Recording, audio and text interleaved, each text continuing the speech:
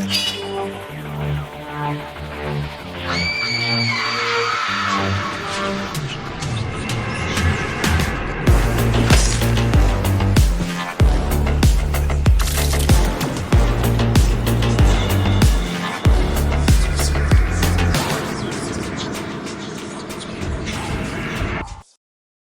what's up? Hello. Sorry. Hi everyone. Welcome to another episode of Fright Mic. Or if you're new here, hi, welcome. I'm Sam. I'm Liz. And today we are bringing in a new theme for a new month. That's right. We are no longer in J-horror. Sad. We are talking about isolated incidents. Ooh. Oh, incidents in that isolation. Yes. And we thought we'd kick it off with such a fun movie, definitely isolated in its location. We are talking 10 Cloverfield Lane. From 2016. Weird that it was 2016. I don't know why it feels more recent than that. But also not that. I don't know. I mean, I remember clearly seeing this movie. Me just too. like I remember clearly seeing Cloverfield. So I remember clearly seeing Cloverfield because I watched it for the podcast. For the first time. For the first Which is time. crazy. I know. Yeah, I know. We saw this in the theater. Yeah. Oh, yeah, I remember. This was exciting. I Yes. remember because I remember leaving and I was like, oh my God. Beaming. Amazing. Glowing, yeah. So good. And I still, to this day, believe that it is amazing. I think so too. This is such a good fucking movie. So good. Oh my God. Yes. The tension. Even watching it now, I'm like still tense. I know. Even though I know what's going to happen. It's just everybody in this is so good. It's such a small cast. We've got Mary Elizabeth Winstead, John Goodman, and I always forget this guy's name. Something Gallagher Jr. John Gallagher Jr. Gallagher Jr. Love him. Who I always forget is the masked guy in Hush. How do you forget? I think that was the I first don't thing I know. ever saw him in. And so like, yeah. Because you saw Hush first. I saw Hush and then I saw, or no. Yeah, this came out after Hush. Yeah. Yeah. I watched Hush first and then Belko Experiment. He was in Belko and I was like, oh, it's that asshole from Hush, but he's the good guy in Belko. And then this. And he's a good guy in this. Exactly. But it's just every time I see him, I just go back to him in Hush schmarmy. and I'm like, you smarm. You son of a bitch. But no, he's chill. He's cool. And John Goodman. John Goodman, the best crazy person of all time. Which is crazy because I feel like he's like one of those actors like that he's like, he would never even harm a fly. I know. He's always such a good guy. A solid dude. And he is fucking nuts in this movie. So unsettling. I love when you see people like John Goodman or Robin Williams who always are playing the funny guy, the good guy, the laugh, and then they go completely psycho. Something so eerie about it. It is. Because you're not expecting it. Exactly. But he is such a good actor that I'm like, I was convinced that he was just like, he's just so unsettling in this movie. I mean, we'll talk more about it when we like really get into it, but just, yeah, everybody acts their asses off in this movie and it's fantastic. I mean, good decisions are made all around. Yeah. It's just, I feel like good decisions are made, but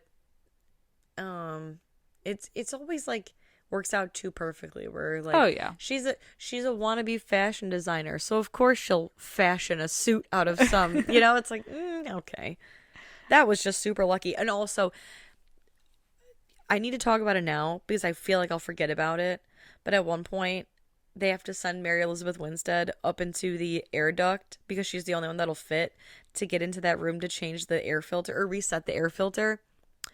Now John Goodman he talks a lot about being prepared in this movie. He even says like, I did everything I wanted to do in life and I was prepared. I was prepared for this. And you don't build an ark when the flood comes. You got to build it before, in case the flood comes. He's got all this stuff figured out, right? When you were building this place, you mean to tell me that you didn't build an air filtration system that you could access yourself? I have an answer for you right now. Tell me. Because he always anticipated having a girl down there with him. But why?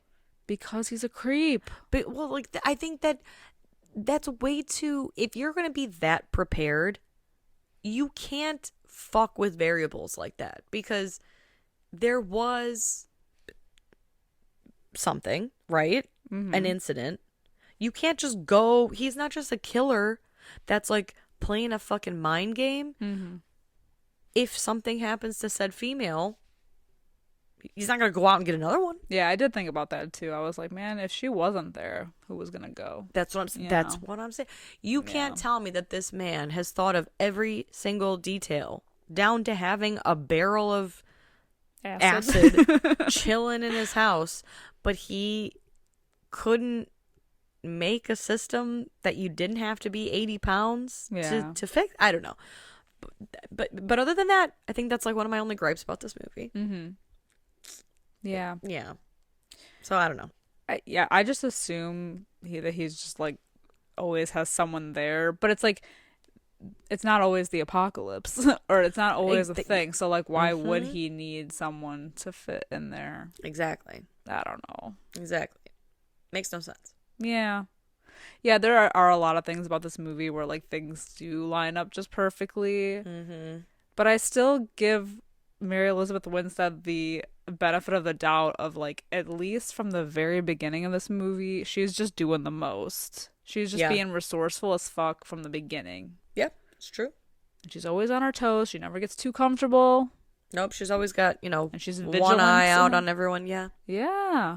Because how can you not? And that's what makes this movie so good, is that you don't know like what is happening. Exactly. Well, and the important thing is that she seizes every opportunity and takes every opportunity and doesn't waste it. Doesn't linger. Doesn't like, have to give some crazy big speech or anything like that. She just goes for it. And I respect that. I do respect because that. I can't stand when people don't make good decisions in movies. Exactly. She's standing on business in this fucking movie. She is. Thank God, too. I know. And that's what's so great about it, is just that because we don't know if this motherfucker, he's already fucking crazy. The things that he says are crazy, and yet we get like small little slivers of things that like point to him being right about a situation, but not quite enough where we're fully convinced of her. Right. Well, and I think that's the thing this movie does so well, is that we're clueless. Gaslit. Just like she is. All we have is his word, and this movie does such a fine line of making John Goodman appear crazy, and you're thinking, oh hell, this guy, like, he's a liar.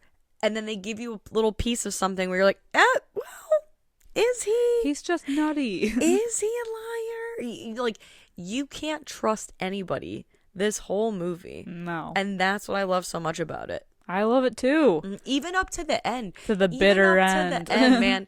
Well, I'll never forget the emotional roller coaster that this fucking movie took on me the first time we saw it, Because you convince yourself so bad the one way. Yeah. And then something happens and you start doubting yourself even. I know. I was waiting for like a full Twilight Zone type ending coming in hot with like, holy shit, it was real all along. Right. Or like The Village, where like nothing is what it seems. Exactly. Yeah. Oh. Let's get into the scores and then we'll jump into this. Currently has a 7.2 out of 10 on IMDb. 90% on Rotten Tomatoes. Fuck yes, fresh. 90%. Certified fresh. Yes. And the movie begins with Michelle, played by Mary Elizabeth Winstead. We get the idea that she is running away from her fiance. Don't know why. Voiced by Bradley Cooper. Yes, God. He's pulling a Nicole Kidman in Panic Room. Like totally random. I know, I love it. They had to have his voice. Don't know how he got it. Don't know how he got the cameo, but God bless him. Yeah. She runs away, leaves the ring, packs her shit, and he calls, and she doesn't say anything. He doesn't say anything. Or, he's like, oh, don't run away. We could fix this.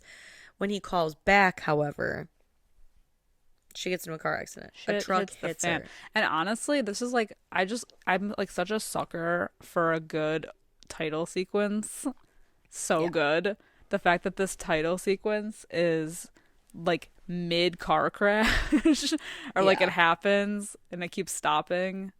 Oh, it's chaotic. I love too because he's calling back and she looks down at her phone, and normally in shots like this you get that classic because it's shot from almost like the passenger side, as if we're the passenger in the car looking at her. So from the side we would typically see the headlights then come out of nowhere next to her and she doesn't see.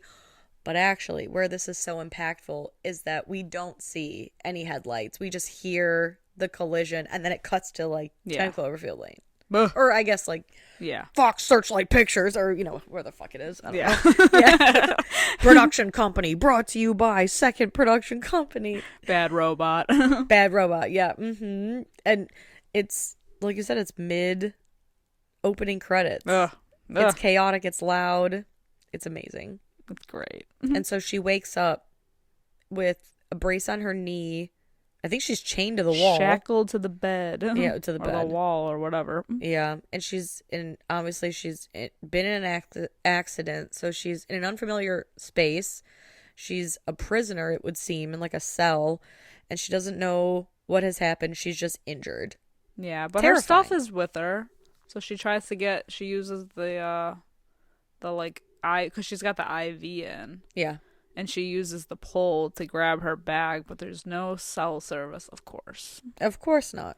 And a man comes in, and she basically, in not so many words, she's like, "Who the fuck are you and what do you want?" And he says, "I'm here to keep you alive. Here's some crutches. You might want to make some good use out of those. Get used to them." And boy, does she waste no time whittling one end of one of those crutches into a spear. Like she's going to war with Dracula. And then she is waiting by the door. Well, because he's like mysterious as fuck at first, because she's like, oh, my boyfriend's gonna be looking for me, and he's like, no one is looking for you. Like, yeah, I don't know. It's like he's like nice enough. He gives no information. Like, well, he's nice enough that he's like, I've kept you alive, and like, here's some food, and here's your IV or whatever, but also you're not leaving here. Right. No one's looking for you, honey. Mm-hmm. And yeah, he's not very friendly. Like, no. I don't know, if I didn't want someone to perceive me as a threat, I'd be like, oh my god, sweetie, you were in an accident. I saw the whole thing because I caused it, but I'm not telling you that right now. Right. And you're gonna be fine. No one's alive. I know it's crazy. Hate to break it to you, but it's the end of the world outside. His bedside manner is terrible, especially considering that he's looking for a female companion. Mm-hmm. Yeah. Now it's starting to be like more clear why it's never worked out in the past. Yeah. Because he's such a douche. He is. Yeah. But yeah, she waits for him to come in. He doesn't come in because this isn't quite what she thinks it is. Yeah, at least yet. And so she's like, I know what I'll do. I'll draw him in here. And she lights a small fire in the vent to make the, system go off. And when he comes in, she tries to attack him with the spiky thing. But he's onto her shit and he sedates her. Oh, yeah. Oh, boy. Poor Michelle. Yeah, and then when she wakes up, he's basically like, there's nowhere for you to go. I saved your life. You should be grateful that I saved your life. Blah, blah, blah. Yeah, he's such but a he wiener. sounds like, the way he talks, he's like, I'm a doomsday prepper kind of guy. Like, oh, it's the government. It's in the air. Like, he sounds crazy.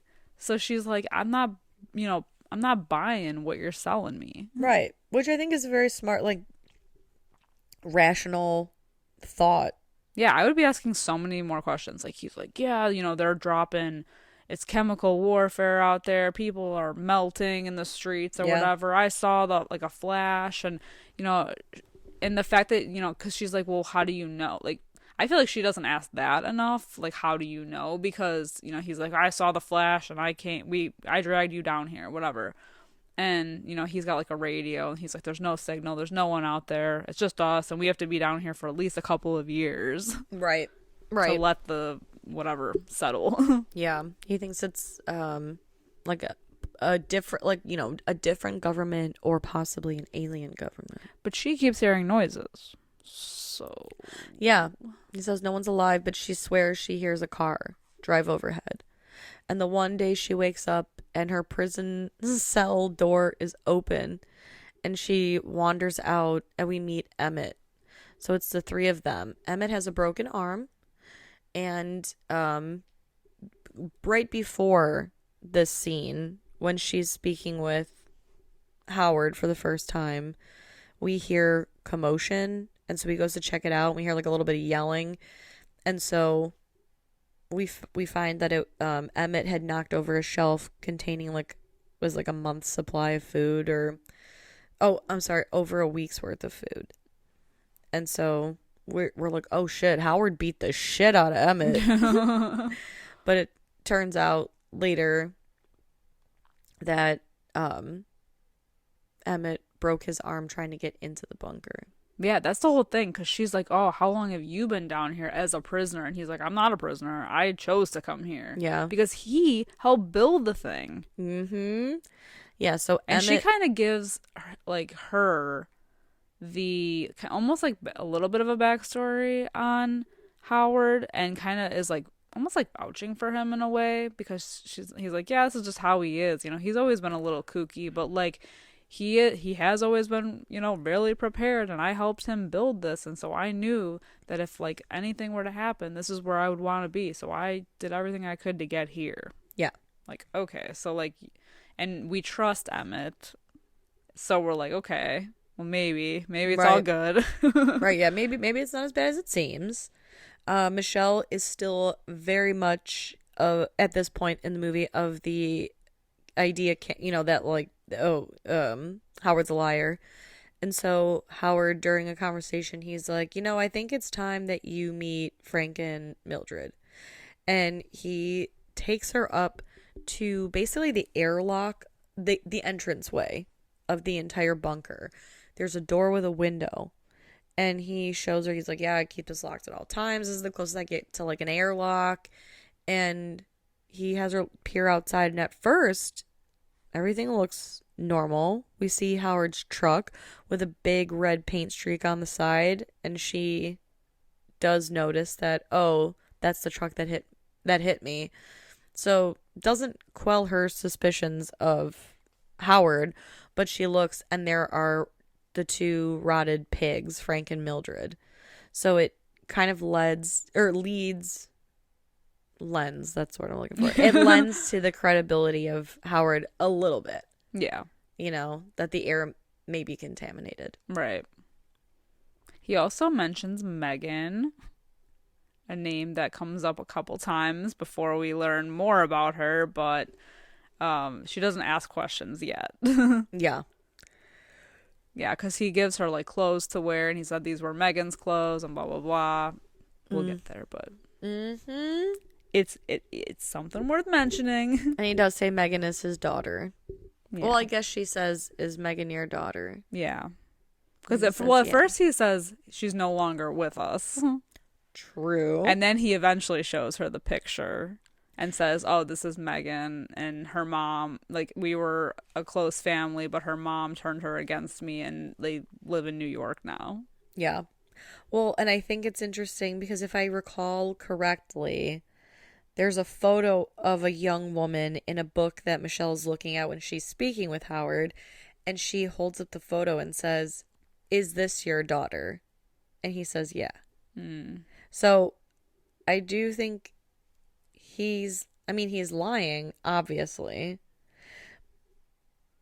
But it's not like he specifically was like, here's a photo of my daughter. Yeah. You know what I mean? I think he just like yes-anded the situation. True. To avoid further questioning. Yeah. And gain her trust. Right. Yeah, true. So, yeah, I think Howard's just, he's a weirdo. Also, to lend to the credibility of the situation, Emmett mentions that when he did, when he was talking about how he would choose to come here over anywhere else because he knew about the place and he helped build it, he mentions that he saw the attack go down. Mm-hmm. Well, at least he saw a red flashing light and knew that shit was going down. Yup. And Michelle, she doesn't believe him. She basically is like, you're still well, how do you me. know? Yeah. Right. Like, okay, so you saw a red light. It could have been lightning, could have been anything. And, so she still doesn't trust the whole thing, but it does lead to, or lend to Howard's credibility just a little bit in that Emmett seems like a sane person. Yeah. Like, he seems normal. Right. Like, why would he choose to hide in a bunker with a man who's off his rocker if there really wasn't something wrong? Well, especially the first time they have dinner. Yeah, together, which is like right after this. Yeah, he is like, Emmett's trying to make conversation and keep things like light, but Howard's like a very serious person. Yeah, he watches Michelle like a lot, and while Emmett is talking about, oh man, if I knew then what I know now, I would be covered in tattoos. I never got a tattoo. Some people get them on their face and blah blah blah. And, he's like, mine would have said, I forget what he said, like gangster or something. Like something stupid, like I would have got that across my forehead. And Michelle kind of lets out a laugh for the first time. Yeah. And John Goodman takes notice of that. You don't like that? Doesn't like that one bit. And Emmett is kind of laughing and, making light of everything. And he asks Howard, like, what would you do? And he said, nothing. I've done everything I can, or, everything I wanted to, and now I'm prepared. And Emmett makes like a joke about going to a gentleman's club or something. And Howard I just love this. He's like, you're not funny. Straight up. He's like, just shut up. You're not funny. I don't like you. And I'd like to get through this meal in peace and quiet. Exactly. I don't want to hear you. Michelle doesn't want to hear you. So just shut up.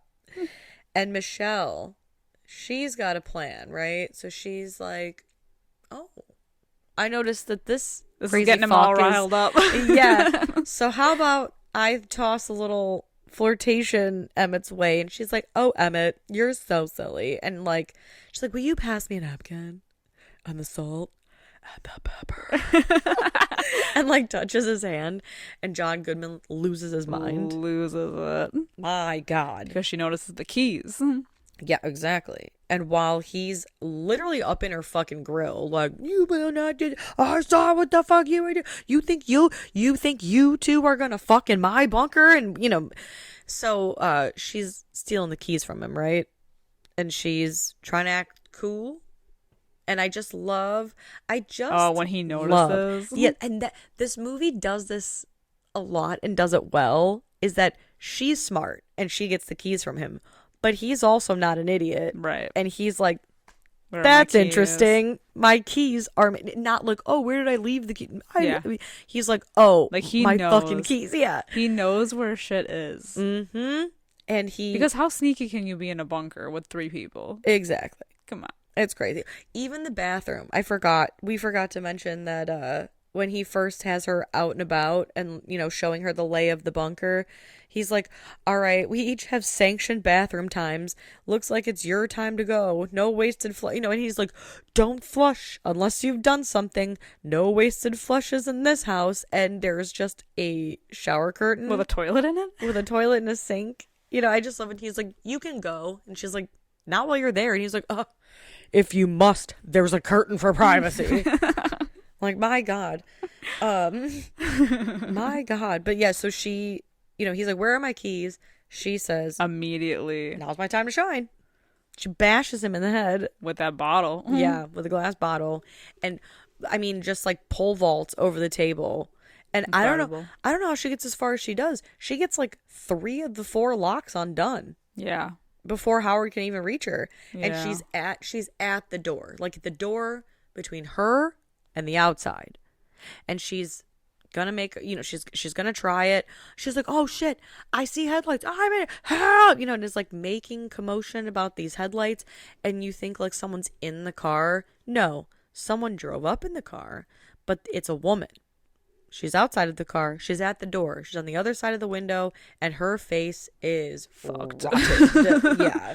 She looks like she and it almost looks got a like it's chemical like peel. gradually getting worse as she's standing Yes. there, like especially the one half of her Ugh. face. And she's like, let me in, let me in. And, you know, she's talking to the woman through the door. Meanwhile, like, Howard's behind her at the other door. And he's like, don't let her in. We can't let her in. She's infected. Like, it's like, oh. And that just, like, further, like, confirms that there is something actually going on. Mm-hmm. But we're still like, oh, my God, what's more dangerous? Like, fucking chemical warfare, potentially? Or being in this bunker with this fucking lunatic? Exactly. And, like, clearly this woman drove here, so it must not be super fast acting, but still, like, her face is a mess. So what exactly are we dealing with? So that kind of puts things a little into perspective for Michelle, especially when the woman, at first, she's like, no, my skin just looks bad. It doesn't hurt at all. Like, I'm not contagious. And then she gets violent.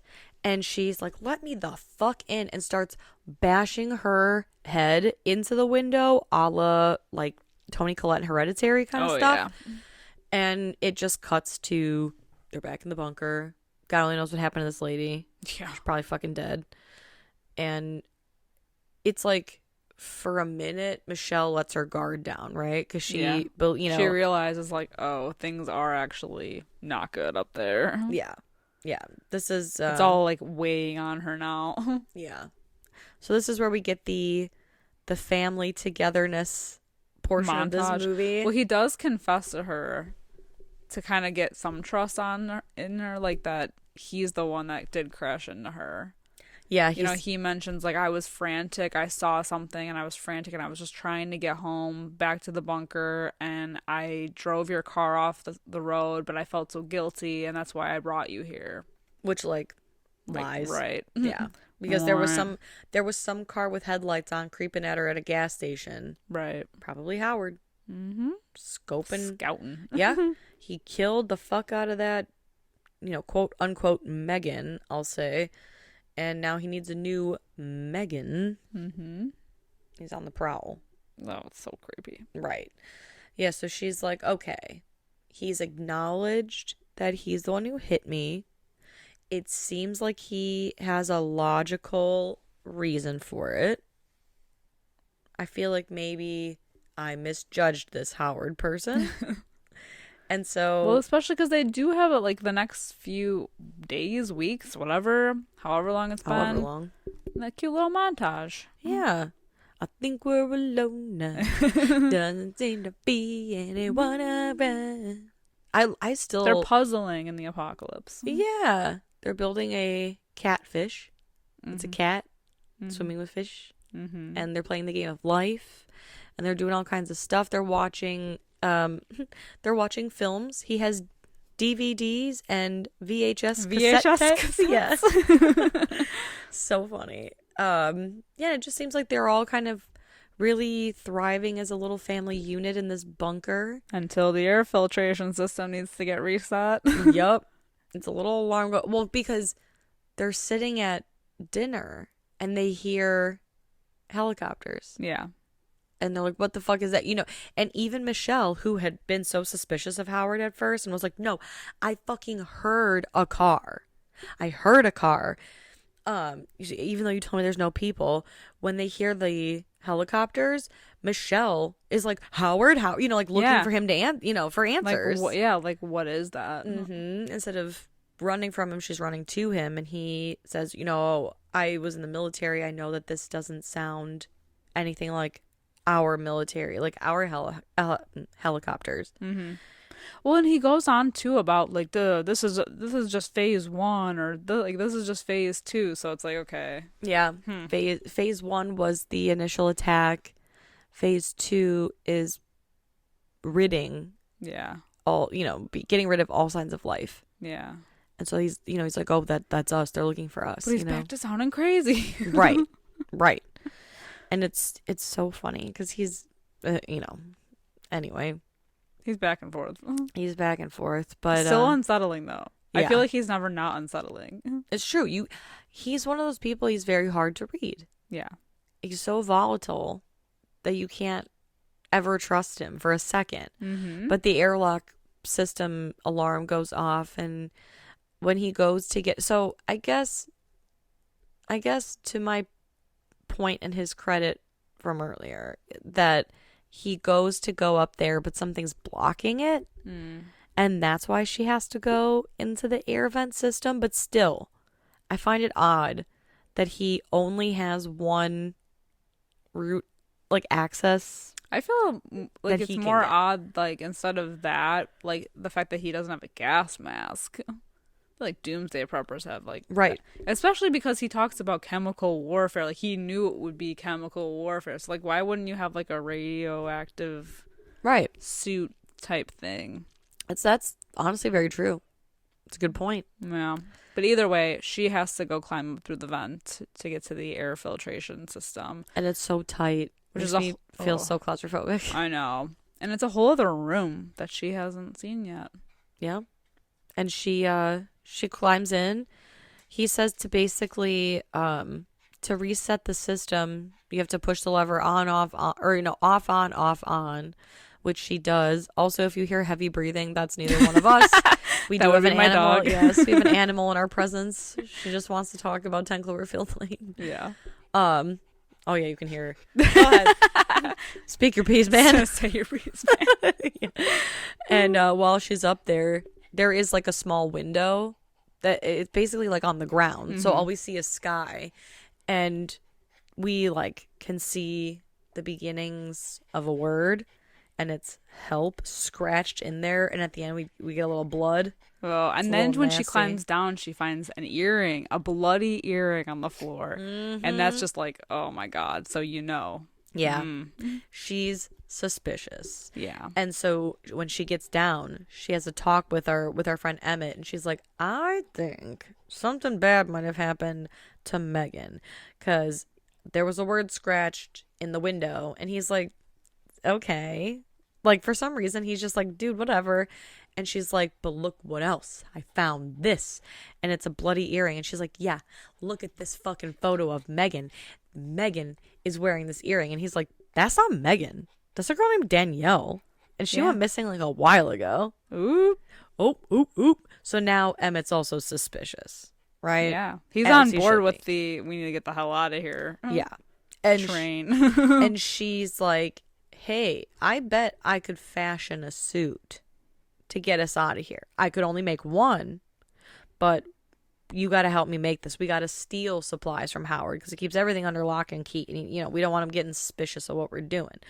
So I think it's very clever that Michelle, so one night Emmett goes to Howard while he's watching a program, and he's like, hey, when Michelle got close to the airlock, do you think there was any possibility of contamination? And he's like, I don't know, maybe a little bit. He makes him paranoid because he knows that he's paranoid. He knows. He really plays on that, manipulates the fuck out of him. Yep. Because he's like, yeah, I know Michelle washed up and everything after that, but, she was in the bathroom cleaning herself, and I don't know, do you think anything, like any kind of contamination would have stuck around on, let's say, the shower curtain?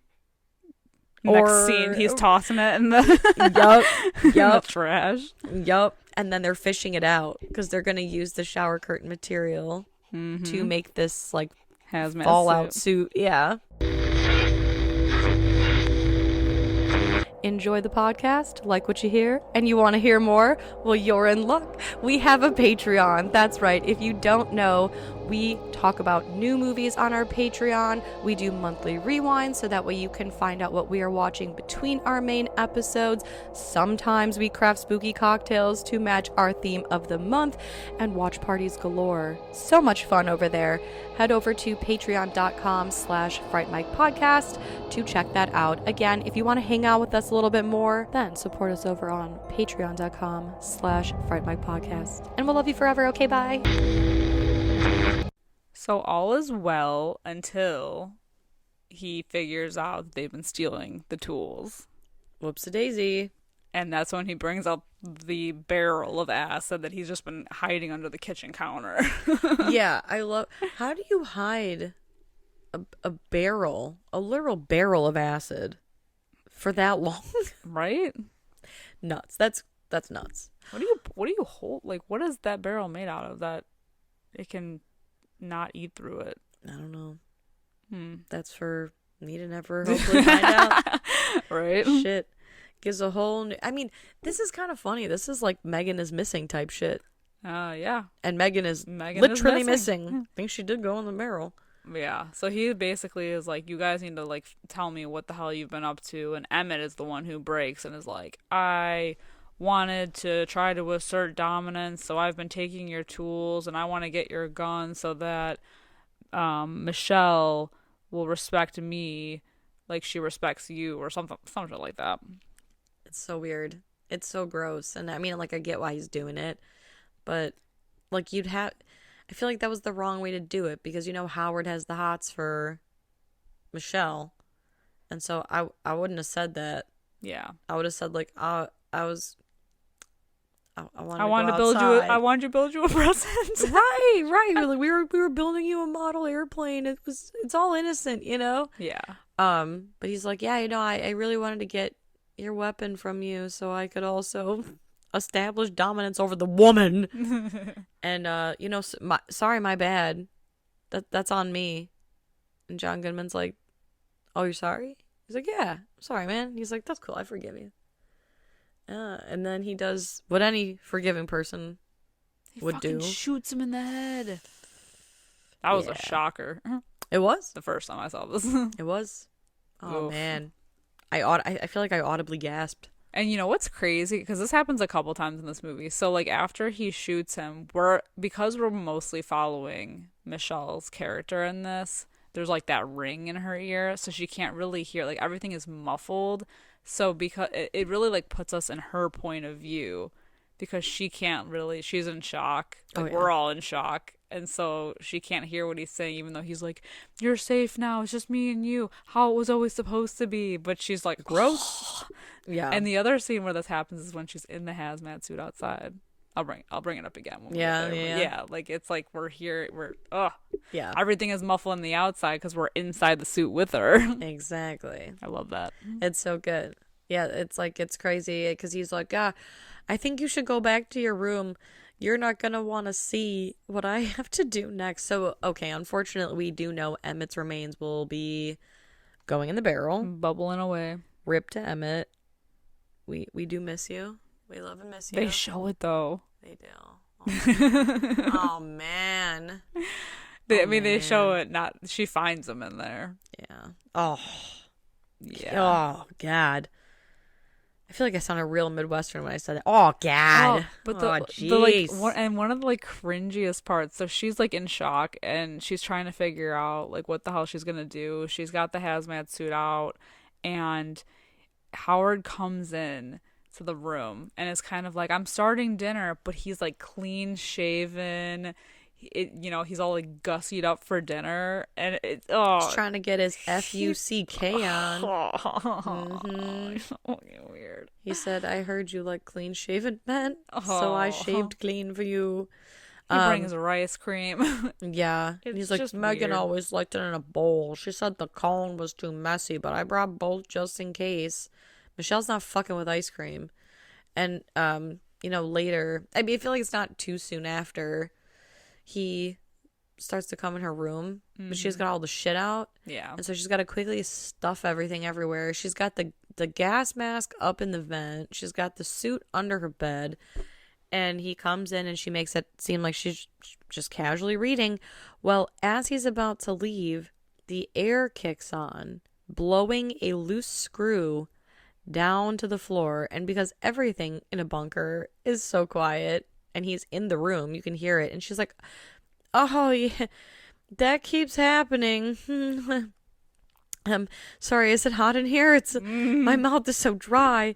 And he reaches in the vent, and we can see the gas mask in there. He's just in a reach of it. Oh, man, it's crazy. And he's like, yeah, Michelle, that's really weird. That this is, he's like immediately suspicious. And yeah, like, why was this undone? Exactly. And he sees the corner of her little super suit, and he says, get up. And she said, huh? Why? What are you talking about? Oh, yeah, it all goes to shit. It goes to shit so fast. She locks him in there, and that's when she runs out and sees Emmett dissolving in the barrel. Oh, God. He deserved so much better. Yeah. Yeah, but that's all right, because Michelle, she can hold her own, right? Eventually, she tips the barrel over, and she burns John Goodman a little bit. Like, he's he's laying like in flailing in the... Oh, yeah. Like screaming his head off. That's gotta hurt. Yeah. Yee. But yeah, she like basically gets up in that vent with her super suit and her gas mask. But when he comes back, because he's just like fucked at this point. Yeah, like, he's half rotted. He's half rotted. Phantom he's of the stabbing Opera. through the vent. It's so loud. Yeah, and but honestly though, if he needs a female companion, why is he trying to stab her? Because at this point, he knows he's probably gonna die because there's smoke everywhere. Yeah. Because the acid like it burned through the wire on the lamp. Yeah, there's a fire. And now I think he just wants like companion. It's what he's always wanted. He wants companionship. Yeah, but I think he was trying to scare her more than anything because he built this place from the ground up, or I guess from the ground down. He knows the vents. He stabs so close to her that all he'd have to do is just move that blade, especially when she's over the grate, where you can like literally see her. Never stabs her. You know that? Yeah, but obviously he killed whoever was before her. He sure did. So if they get too close to getting out, they're gone. And he was trying to convince her to stay. Yeah, he was trying to convince her to stay. And it's something like we didn't even mention it at the time when they were having like they were playing like what passwords or whatever when scene that was so good when he's trying to guess what the word is and Emmett goes like, you know, Michelle is one of these, and he doesn't even like, it doesn't compute in his head that she's a woman. He keeps saying like girl, little princess, like the fact that he's he's so fixated on like girls. Yeah, well, especially girls being like young. Yeah, you know, like Michelle's not a woman. Michelle's a little girl, like a when she girl, clearly like, is a woman, right? But he doesn't think of her that way. But it's just strange. Like I was under the impression that he wanted to fuck her, but this gives me the idea that he wants a daughter. I think. Well, it could be both because I think that that's yuck. Well, yeah, because he talks about how his wife left him and took his daughter. So he lost both a partner and a child. Yeah. And he wants to fuck his partner. Like his child partner. Probably. You know what I mean? Like that's sick. The dude is messed up. Yeah, he's crazy. It's fucking gross. He's crazy. Either way, Michelle does break free from the guy. This is so gross. I know. That's why get over it. That's why he said. That's why when he comes in and he's all clean shaven, like he's gonna like, I don't know, man. He just makes such a good villain. He does. Ugh. But yeah, he's always like the best good guy too. I know. He's like, don't forget, I saved you. Without me, you'd be dead. I know. Well, I meant like in everything else that he's in usually. Oh yeah. Yeah, he's like America's dad. Yeah. You know, he was so cute in Confessions of a Shopaholic. Flintstones. Yeah, he's Fred Flintstone. He is. I know he was in What's Roseanne, not to right? love? Yeah, he's Dan Connor. I've never seen Roseanne, but I hear they're a very beloved family. He's on that the show. all-American dad. He is. He kind of reminds me of my dad for some reason in this movie. No, I mean just like looks wise. And I was gonna say, movie. No, my dad's never tried to keep me in a bunker. In fact, I feel like it'd be the opposite. He'd be like, get your ass out there. I did build a bunker, but you're not invited. Right. Get out there. Go see what's going on. Yeah, call me with details. Oh, literally, yeah. Why don't you text me what's going on out there? Send me a video. Yeah, anyway, so she gets up she goes to the vent, back to the air filtration room, gets up there. She remembers a story when he talked about when he was in the Marines about how they were playing a prank on one of his people he was with, and comrades, and it was about how they froze the lock so the guy like couldn't get out of the bathroom or something. I don't know. But she remembers that and takes the can of like liquid whatever, like dust off. Yeah, and freezes the lock to knock it off to get outside. And it's amazing because she pops up from the bunker for the first time in God only knows how long.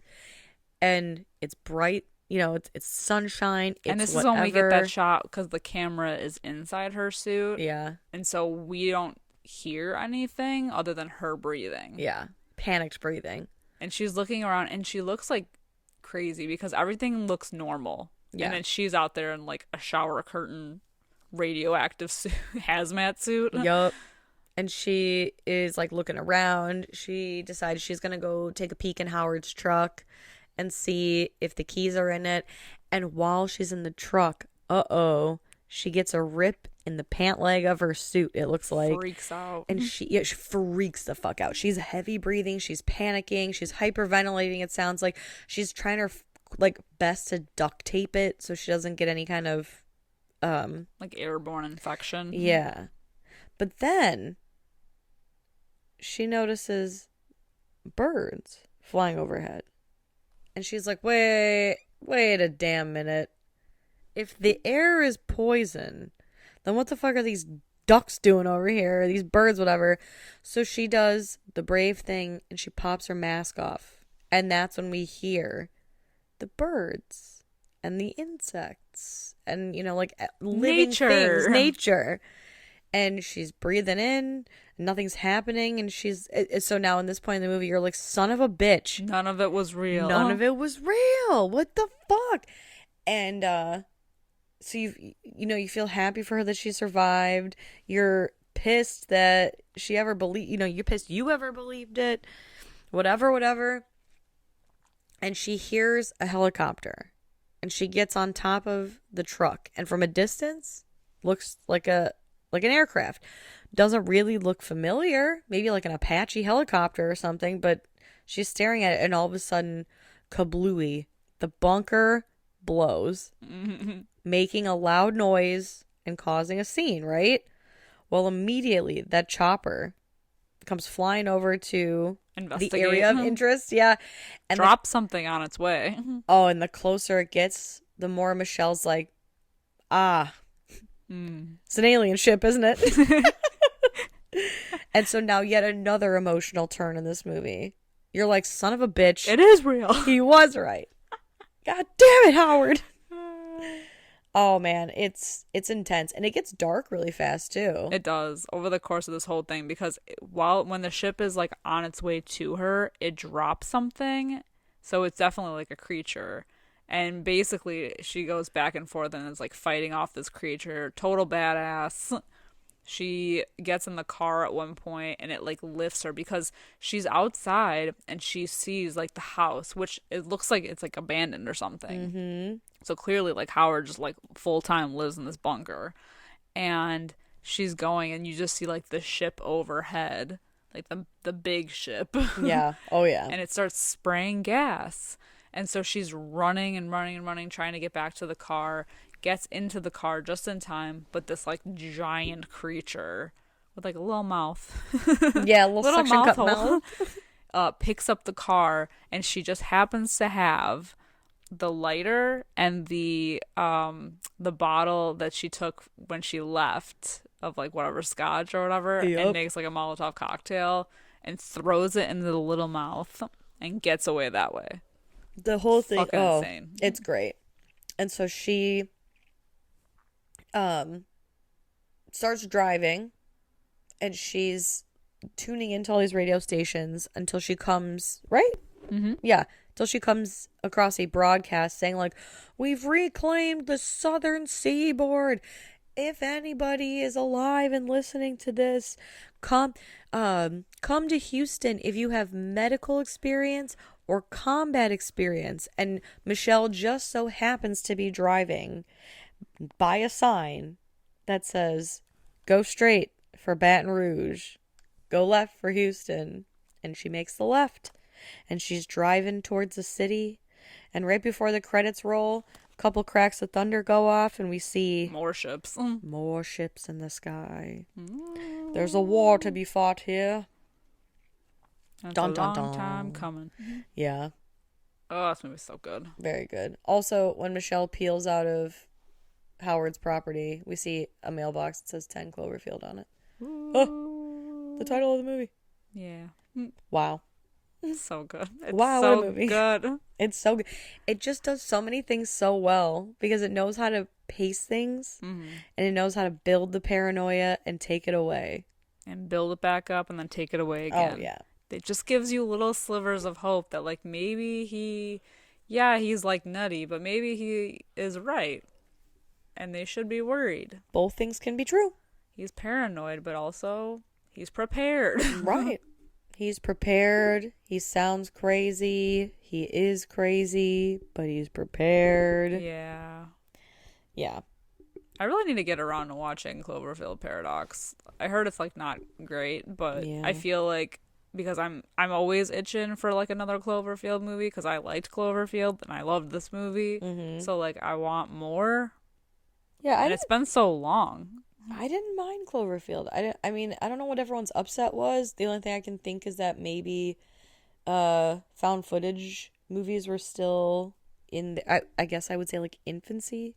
Yeah. Maybe they're toddler dumb by then. But see, that's what I loved about it because I love that not only it was a creature feature, but it was a found footage creature feature, which I feel like hasn't really been done before. Right. That I can think of. And like it's like a unique look into what it would be like on Ground Zero. And everybody hated that they didn't show Clover, the monster. But I know we say it all the show him time. at the end. Oh, well, the little, Yeah. like little pieces, Yeah. right? But like we say it all the time here. I just love when they don't show too much of something because your brain just fills it in. And my brain always goes to the craziest shit. You know, because sometimes you see these things and you're like, Yeah. oh, that?